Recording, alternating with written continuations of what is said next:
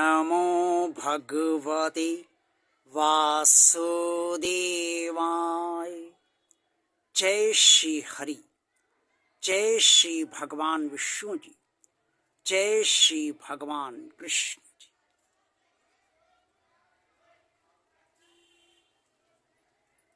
भगवान श्री कृष्ण जी ने कुरुक्षेत्र के मैदान में अर्जुन से स्पष्ट तौर पर कहा, समो अहम सर्वभूतेषु नामे देष्यो अस्ति न प्रिया ये भजन्ति तु मां भक्तया मयि ते तेषु चाप्यहम्। भगवान श्री कृष्ण जी का ये महाश्लोक श्रीमद् भगवद गीता के अध्याय 9 श्लोक 29 में स्पष्ट तौर पर वर्णित है। इस महाश्लोक का अर्थ है कि मैं समस्त प्राणियों में समभाव से व्याप्त हूँ, ना कोई मुझे अप्रिय है और ना कोई मुझे प्रिय है, लेकिन जो मुझे अनन्य प्रेम से भजते हैं मैं उनके भीतर प्रत्यक्ष तौर पर प्रकट होता हूं। अब इसे बहुत ध्यान से समझिए। भगवान श्री कृष्ण जी ने कुरुक्षेत्र के मैदान में अर्जुन से इसलिए यह महाश्लोक कहा कि अगर तू भी मेरे प्रति भक्ति भाव से समर्पित हो जाएगा तो जितना भी तेरा मोह है वो खत्म इसलिए हो जाएगा कि मैं तेरे शरीर के भीतर तेरे हृदय में वास करने लगूंगा और तब तुझे लगेगा कि मेरे अंदर तो साक्षात कृष्ण है, साक्षात भगवान है। परमात्मा से हम सब संचालित हैं और हम सब उत्पन्न हैं। सारे प्राणी परमात्मा की संतान हैं। इससे परमात्मा सभी संतानों को एक समान दृष्टि से देखता है और मानता है। इसीलिए भगवान श्री कृष्ण ने कहा कि मैं समस्त प्राणियों में समभाव से स्थित हूँ, समान भाव से स्थित हूँ। जिस तरह से आपके माता पिता के लिए आप भी और आपके अन्य भाई बहन भी सब एक समान हैं और माता पिता आपसे और आपके अन्य भाई बहनों से किसी से द्वेष नहीं करते हैं, सबसे प्रेम करते हैं। हाँ, ये बात अलग है कि जो संतान ज़्यादा उन्हें मानती है, ज़्यादा उनसे प्रेम करती है, तो माता पिता भी समझते हैं कि ये लड़का ये लड़की मुझे बहुत चाहता है, ये मुझे बहुत अपना मानता है, मेरा बहुत ध्यान रखता है, मुझसे बहुत प्रेम करता है। तो बरबस माता पिता भी उससे अपनी अन्य संतानों की अपेक्षा कुछ अधिक प्रेम करने लगते हैं, क्योंकि प्रेम का प्रतिफल तो प्रेम ही होता है ना। ठीक, लेकिन जो अन्य आपके भाई बहन हैं जो उतना नहीं चाहते हैं जितना मान लीजिए आप ही चाहते हैं, ये अन्य कोई भाई बहन आपका आपके माता पिता को, अपने माता पिता को चाहता है, तो जो नहीं चाहते हैं उनसे भी आपके माता पिता कभी द्वेष नहीं करते। कोई उन्हें अप्रिय नहीं है, सभी प्रिय हैं, सारी संतानें माता पिता को प्रिय हैं। और परम परमात्मा तो परम पिता है, सब संतानें उसकी।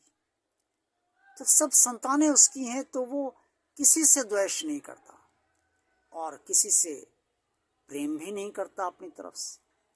इसीलिए भगवान श्री कृष्ण ने अर्जुन को समझाया कि मेरा ना कोई अप्रिय है ना कोई प्रिय है। उन्होंने ये भी कहा कि मैं अगर कौरवों से युद्ध करने के लिए तो उससे कह रहा हूँ, ये समझाने का प्रयास किया, तो ये मत समझो कि कौरव मेरे लिए अप्रिय हैं और तू मेरे लिए प्रिय है। मैं तो परमात्मा हूँ। कौरव भी मेरे हैं और पांडव भी मेरे हैं। लेकिन जब धर्म युद्ध की बात चलती है, धर्म की बात चलती है, तब मैं वहीं उसी का साथ देता हूँ जहाँ धर्म होता है। तो भगवान कृष्ण ने अर्जुन से स्पष्ट तौर पर यही कहा कि उन्हें कोई भी अप्रिय नहीं है और कोई भी प्रिय नहीं है, सभी प्रिय हैं। लेकिन उन्होंने एक अति महत्वपूर्ण बात बताई कि जो मुझे अनन्य भाव से भजते हैं, यानी कि मेरा अनन्य प्रेमी भक्त ही मुझे अनन्य भाव से भजेगा, उसके हृदय में मैं निवास करता हूँ और प्रत्यक्ष तौर पर प्रकट होता हूँ। अब प्रत्यक्ष तौर पर प्रकट होने का क्या अर्थ है, ये भी जान लीजिए। जब भी कोई भी भक्ति पूरी आस्था के साथ, श्रद्धा के साथ, विश्वास के साथ, समर्पण के साथ, प्रेममय होकर भगवान श्री कृष्ण जी की, परमात्मा श्री कृष्ण जी की भक्ति करता है, तो परमात्मा श्री कृष्ण जी को जो वो प्रेम अपना न्यौछावर करता है, जो प्रेम देता है, वो भगवान श्री कृष्ण जी को तक पहुंच जाता है और वो प्रेम से बहुत संतुष्ट हो जाते हैं। जैसे जैसे भगवान आपसे संतुष्ट होता जाता है, वैसे वैसे वो आपके शरीर के भीतर, आपके हृदय में विराजमान होता जाता है और आपको एहसास दिलाता जाता है कि वो आपके भीतर है। आप घबराएं नहीं, परेशान नहीं हो, मैं हूं तुम्हारे साथ। आपका भगवान आपके साथ है, ये परमात्मा एहसास दिलाता जाता है। जैसे जैसे ये एहसास आपको होता जाता है और जितनी बार होता जाता है, जितना जितना गहराता जाता है, उतने उतने आप भगवान के नज़दीक होते जाते हैं, भगवान आपके नज़दीक आता जाता है। और इसी आधार पर अनन्य से अनन्य प्रेमी भक्तों को भगवान ने दर्शन भी दिए हैं। क्योंकि जब भगवान आपके हृदय में वास करने लगा, तो साकार रूप में वो आपको दर्शन, आपके बढ़ते हुए प्रेम, आपके बढ़ते हुए समर्पण, आपके बढ़ती हुई आस्था, श्रद्धा, विश्वास और आपकी इच्छा पर आपको दर्शन उसे देने में तनिक भी संकोच नहीं होता। साक्षात तौर पर प्रकट होने का अर्थ यही है कि आपको अनुभव देता है कि मैं तुम्हारे भीतर हूँ, तुमसे अलग नहीं हूँ, तुम्हारे साथ हूँ, तुम्हें हर क्षण देख रहा हूँ और तुम्हारा हूँ। तुम मेरे हो, मैं तुम्हारा हूँ। मेरे तुम्हारे में कोई अंतर नहीं है, बस तुम मेरी रचना हो और मैं तुम्हारा रचनाकार हूँ। लेकिन ये तभी संभव होता है जब अनन्य प्रेम से आप भगवान को भजते हैं, भगवान श्री कृष्ण जी को भजते हैं, परमात्मा को भजते हैं, और तभी भगवान आपसे प्रेम करता है, तभी वो आपको प्रिय मानता है। ऐसे तो सभी उसके लिए बराबर हैं, ना कोई अप्रिय है और ना कोई प्रिय है। इस तरह से भगवान श्री कृष्ण जी ने अर्जुन को ज्ञान देकर सभी मनुष्यों को ये स्पष्ट तौर पर बताया कि कैसे मनुष्य महसूस कर सकता है कि भगवान उसके साथ है, उसके भीतर है। क्योंकि माया से ढका हुआ ये संसार, माया से संचालित ये संसार और माया का बना ये शरीर ईश्वर को माया में रहते हुए कभी महसूस नहीं कर पाएगा। लेकिन अनन्य प्रेम से भक्ति करने पर भगवान को स्पष्ट तौर पर वो भक्त समझने लगता है, जो भगवान की गहराई से, श्रद्धा, आस्था, विश्वास से, पूरे समर्पण के साथ अनन्य प्रेम से निरंतर भजता रहता है, निरंतर स्मरण करता रहता है, निरंतर भक्ति करता रहता है, निरंतर पूजा करता रहता है।